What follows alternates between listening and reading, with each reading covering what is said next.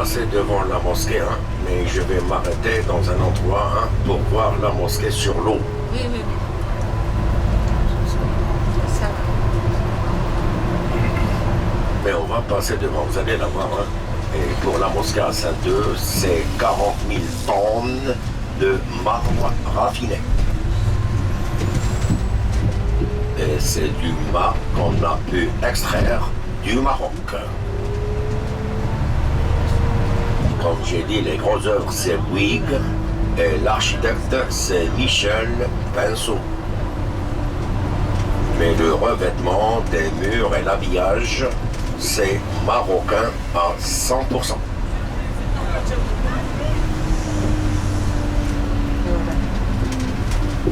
Donc tout ce que vous voyez à droite, je dis bien tout ce que vous voyez à droite, va être rasé.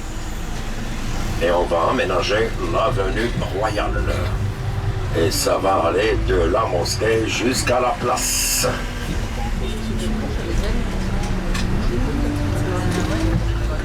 Non, pas ces bâtiments, vous voyez de suite à droite, hein, ce qu'il y a au milieu, parce que hein, avant il n'y avait que des bidonvilles, hein, croyez-moi, et les habitations des familles militaires, hein, parce que c'est de l'autre côté qu'il y a les casernes. De la droite, au fond.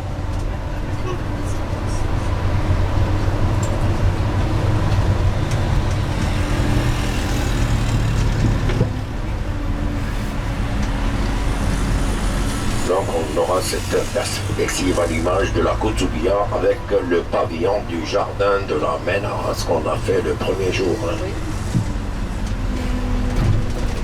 Même le parc pour les bus, le transport en commun, on vient de tout changer, regardez. Hein. De toute façon, vous avez bien remarqué, il n'y a pas de voiture qui fume, hein. On ne voit pas de charrette, voir un âne ou une charrette à Casablanca, c'est de l'utopie. Hein. C'est le cas à Rabat. C'est le cas à Fès, sauf qu'à Fès, dans la Médina, tout est livré à dos d'âne et à dos de mulet, hein. Mais on ne voit pas un seul vélo. Hein. Donc c'est pas les motos hein, de la ville folle, la ville magique, qui est la ville de Marrakech. D'ailleurs c'est ce qui fait la magie de cette ville, hein. Quand c'est toujours carré, hein, c'est pas intéressant. Hein. On reste chez soi. Hein.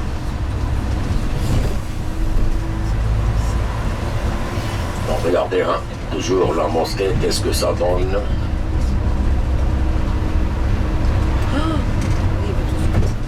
Donc c'est ce qu'on voyait hein, le soir. Hein.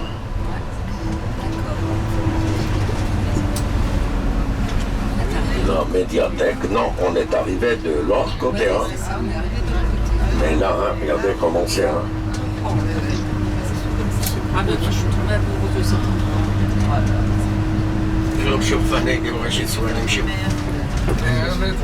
Alors normalement, moi je compte m'arrêter là où il y a le phare. Là où il y a le phare, hein. Comme ça vous verrez la mosquée sur l'eau. Hein. D'accord. Mais ici le stationnement est interdit, donc si vous voulez faire la petite photo, hein, quick, Quickly. Fissa.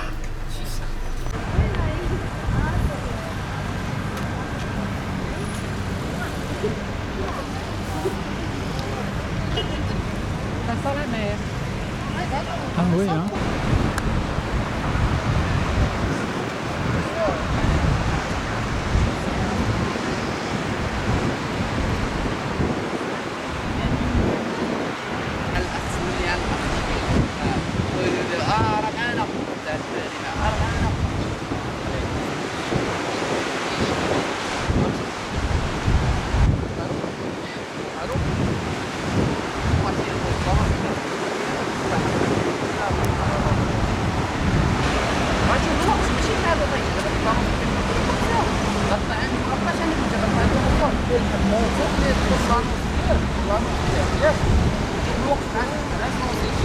Et comme front de mer, hein, je ne sais pas s'il y a des gens qui sont déjà passés par Casablanca avant Covid. Donc tout ce que vous voyez à droite n'existait pas. À droite, hein. À droite, tout ce que vous voyez comme végétation, comme parc, comme pelouse.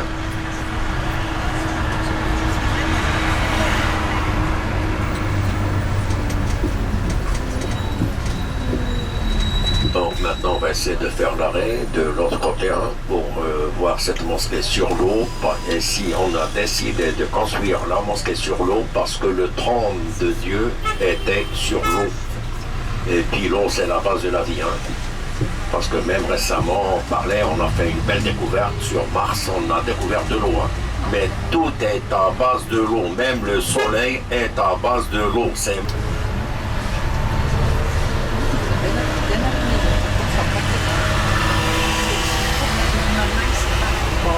Même, regardez, les palmiers, c'est des palmiers qu'on vient de transplanter. Hein.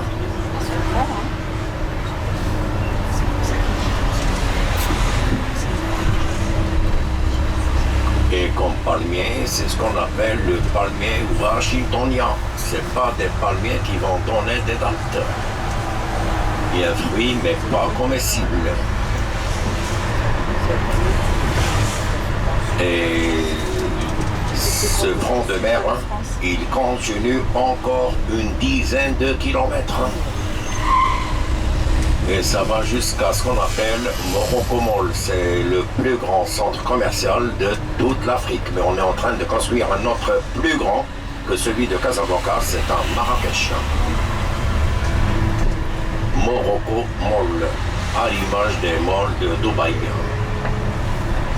Mais comme j'ai dit, ce Maroc reste un véritable Maroc. Regardez, même les lieux d'enterrement des non-musulmans sont respectés. Hein. Regardez à gauche. Donc c'est des gens qui ont vécu au Maroc et qui sont restés. Hein. Donc je ne sais pas qu'est-ce qu'ils sont en train d'aménager ici. Hein. Une station de purification certainement hein, de l'eau. Hein. Et je dis bien que pour Casablanca, on est en train de descendre l'eau. Hein. Là, l'éminemment. Là, en face de vous, hein, ce sont des bidonvilles. Mais attention, ça ne veut pas dire que les gens sont pauvres. Hein. C'est une mine d'argent. Le terrain vaut de l'or. Vous allez voir des paraboles, d'éclairage public, des voitures. Hein. Donc les gens, ils ne veulent pas céder. Certainement, l'État leur propose 500 000 euros le mètre carré. Et eux, ils réclament 2 000, 3 000, 4 000 euros le mètre carré. Hein. Regardez la mosquée de ce côté, hein. Mais ça dit une شوية.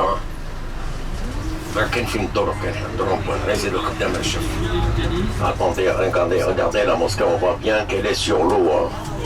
Ah ben qu'est-ce qu'on fait pas hein, pour vous faire plaisir. Hein. Parce que là c'est 13 mètres. Hein. Maintenant, il aura chaud au crâne. Hein. Ah, le chauffeur aura chaud au crâne hein, pour faire demi-tour. Hein. Il va nous déposer ici, là où il y a la dame avec sa gel là-bas.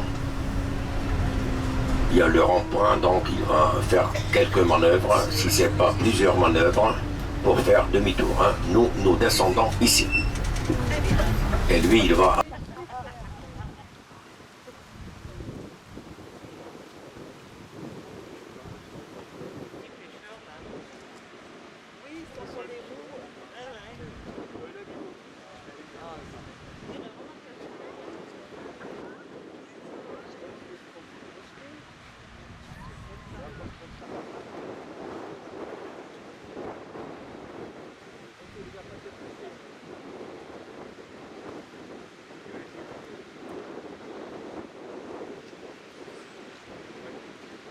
Moi je vois la tête, oh putain, je fais complètement.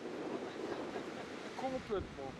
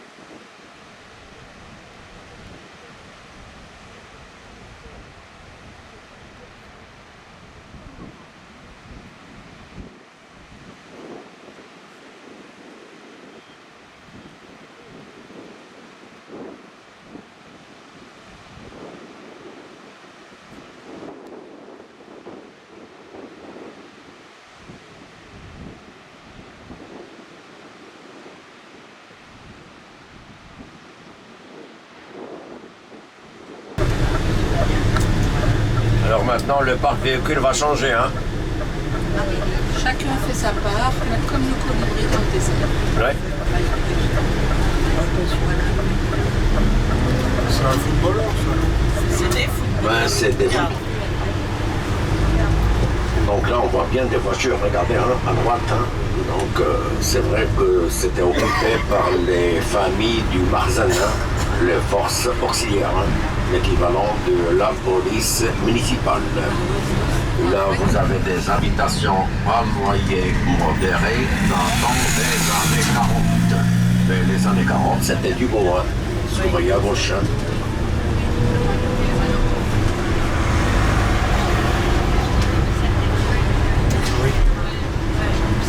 Et d'ailleurs, tout ce que vous voyez, hein, ça a été fait en moins de 100 ans. Hein, parce que jusqu'en 1938, 58% des Marocains vivaient sous la tente, sous la khaïma.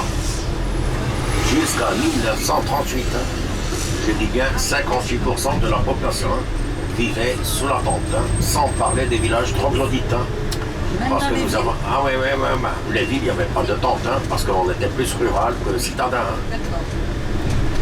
Parce que, comme j'ai dit, en 1920, à Casa, il y avait 20 000 habitants. Hein. Donc là, c'est ça la corniche, hein, ce qu'on appelle Aïn Dieb. Et Dib, c'est le loup. Hein. Et nous, on va manger à Aïn Sba. Et Sba, c'est le lion.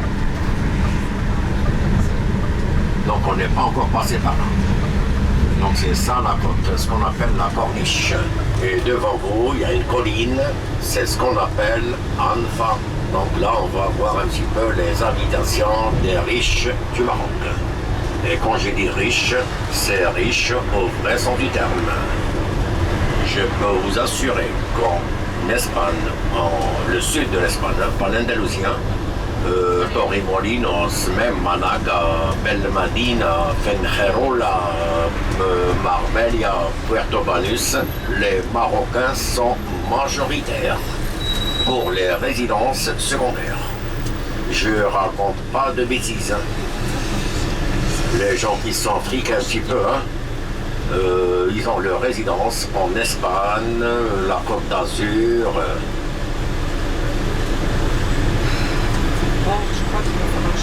Comme partout, hein, il y a des riches, il y a des pauvres. Hein.